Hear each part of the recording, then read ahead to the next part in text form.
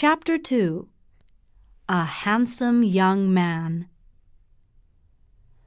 Not long after the dancing had begun at the party, Marian Almond came up to introduce Catherine to a tall young man.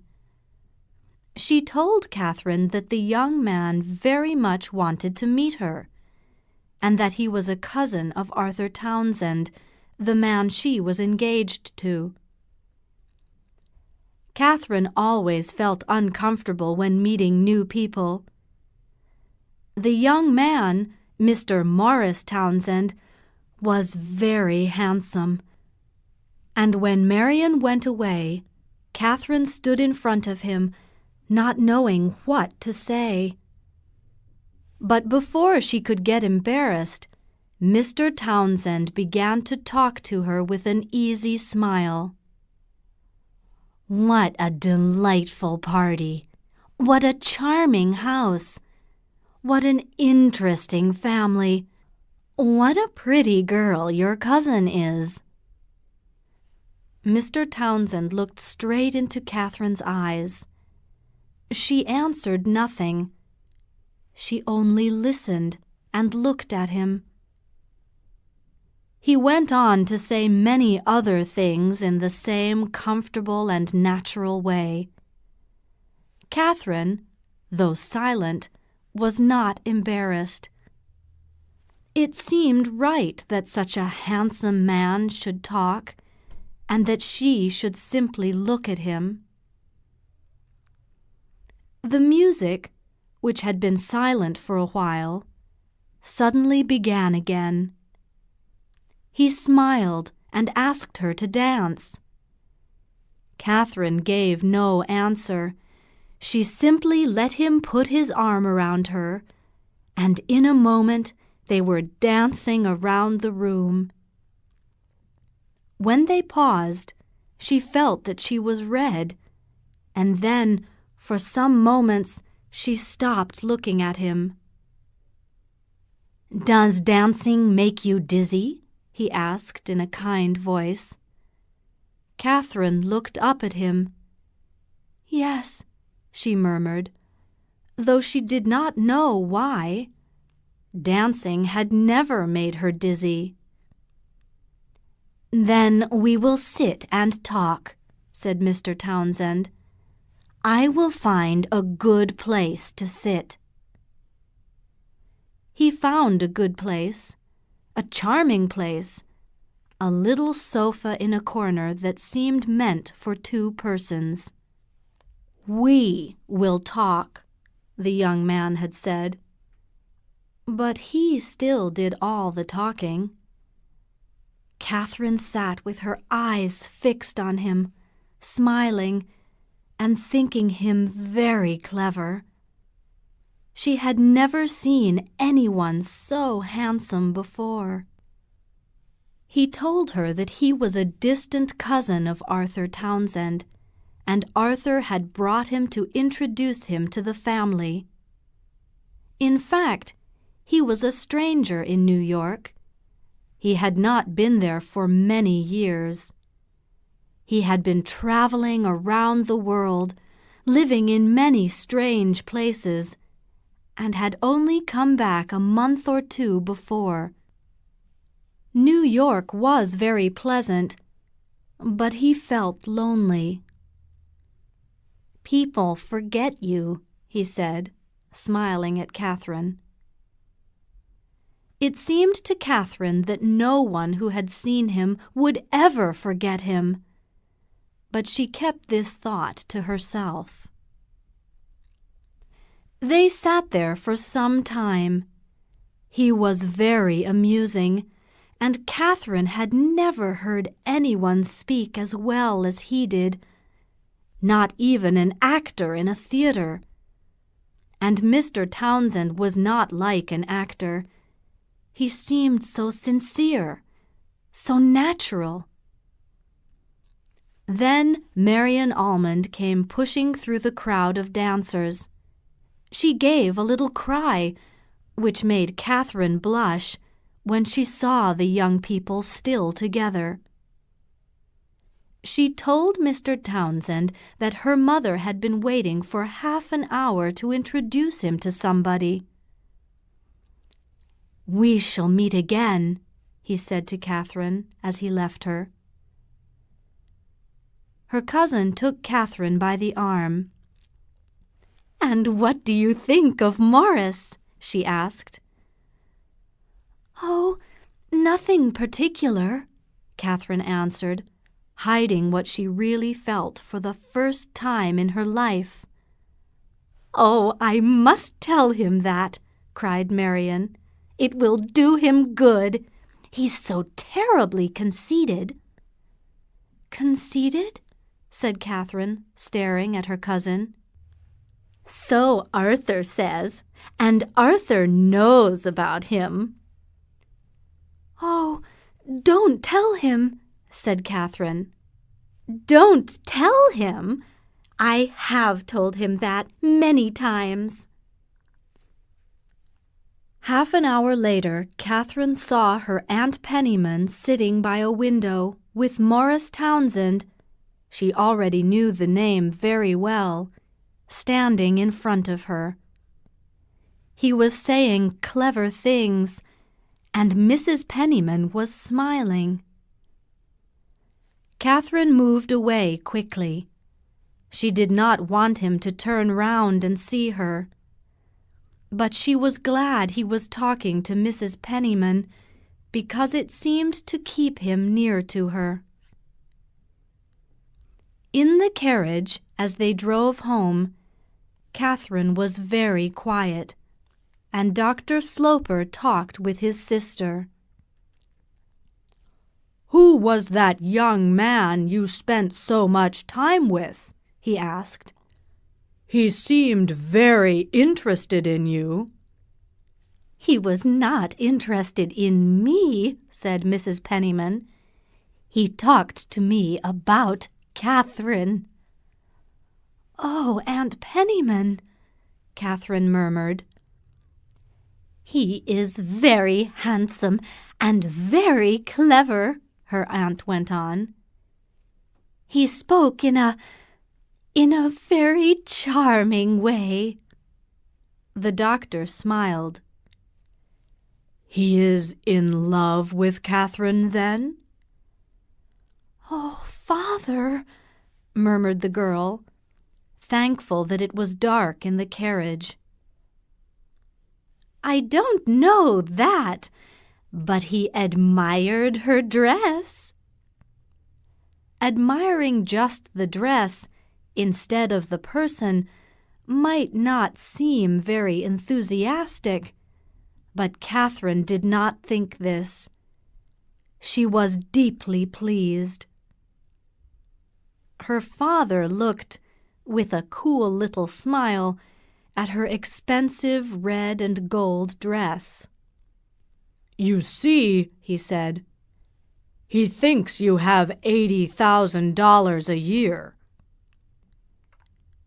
"I don't believe he thinks of that," said Mrs. Penniman. "He is too fine a gentleman." "He must be extremely fine not to think of that." "Well, he is," Catherine cried before she knew it. "I thought you had gone to sleep," her father answered. "The hour has come," he added to himself. "Lavinia is going to arrange a romance for Catherine." A few days after Mrs. Almond's party, Morris Townsend and his cousin called at Washington Square. Catherine and her aunt were sitting together by the fire in the parlor. Arthur Townsend sat and talked to Catherine, while his companion sat next to Mrs. Penniman. Catherine, usually so easy to please, tonight found Arthur rather uninteresting. She kept looking over at the other side of the room, where Morris Townsend was deep in conversation with her aunt. Every few minutes he looked over at Catherine and smiled, and she wished that she was sitting nearer to him. Arthur seemed to notice that Catherine was interested in his companion. "My cousin asked me to bring him," he explained. "He seemed to want very much to come. I told him I wanted to ask you first, but he said that Mrs. Penniman had invited him." "We are very glad to see him," said Catherine. She wished to talk more about him, but she did not know what to say. "I never saw him before," she went on. Arthur Townsend stared. "But he told me he talked with you for over half an hour the other night."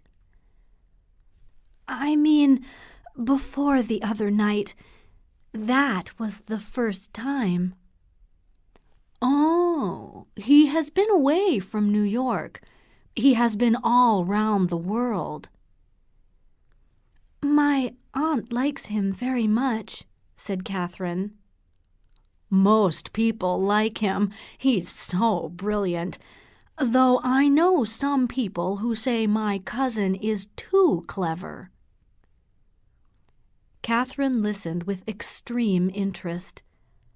If Morris Townsend had a fault, it would naturally be that one, she thought. After a moment she asked, "Now that he has come back, will he stay here always?" "If he can find something to do," said Arthur. "He's looking around for some kind of employment or business, but he can't find anything." "I am very sorry," said Catherine. "Oh, he doesn't mind," Arthur said. "He isn't in a hurry." Catherine thought about this, then asked, "Won't his father take him into his business? His office?" "He hasn't got a father. He has only got a sister," said Arthur Townsend. And he looked across at his cousin and began to laugh. "Morris, we're talking about you." Morris Townsend paused in his conversation with Mrs. Penniman and stared with a little smile. Then he stood up. "I'm afraid I was not talking about you," he said to Catherine's companion, "though I can't pretend that Miss Sloper's name did not enter our conversation." Catherine thought that this was a wonderfully clever thing to say, but she was embarrassed by it, and she also got up. Morris Townsend stood looking at her and smiling. He put out his hand to say goodbye. He was going, and though he had not said anything to Catherine, she was still glad that she had seen him. "I will tell her what you have said when you go," said Mrs. Penniman with a little laugh. Catherine blushed. She felt they were almost laughing at her. What in the world had this beautiful young man said? She saw that he was looking at her kindly. "I have not talked with you," he said, "and that was what I came for. But it will be a good reason for coming another time. I am not afraid of what your aunt will say when I go." After the two young men had left, Catherine, who was still blushing, gave Mrs. Penniman a serious look. "What did you say you would tell me?" she asked. Mrs. Penniman smiled and nodded a little. It's a great secret, my dear child, but he is coming here to court you." Catherine was serious still. "Is that what he told you?" "He didn't say so exactly, but he left me to guess it. I'm good at guessing." Mrs. Penniman gave her niece a soft little kiss. "You must be very nice to him." Catherine stared. She was amazed. "I don't understand you," she said. "He doesn't know me." "Oh, yes, he does. He knows you more than you think. I have told him all about you." "Oh, Aunt Penniman," said Catherine in a frightened voice. "He is a stranger. We don't know him." "My dear Catherine, you know very well that you admire him." "Oh, Aunt Penniman," said Catherine again. Perhaps she did admire him, though this did not seem to her a thing to talk about. But she could not believe that this brilliant stranger wished to court her. Only a romantic woman like her aunt would believe that.